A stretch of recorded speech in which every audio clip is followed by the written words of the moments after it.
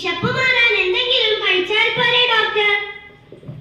അതുപോലെ ആരോഗ്യത്തോടെ വളരാനും പ്രവൃത്തി ചെയ്യാനുള്ള ശക്തി ലഭിക്കാനും വേണ്ടതെല്ലാം ആഹാരത്തിൽ ഉൾപ്പെടുത്തണം. ആഹാരത്തിൽ എന്തൊക്കെ ഉൾപ്പെടുത്തണം?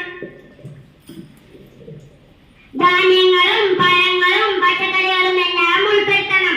മത്സ്യവും മാംസവും പാലും മുട്ടയും ഒക്കെ കഴിക്കുന്നതും നല്ലതാണ്.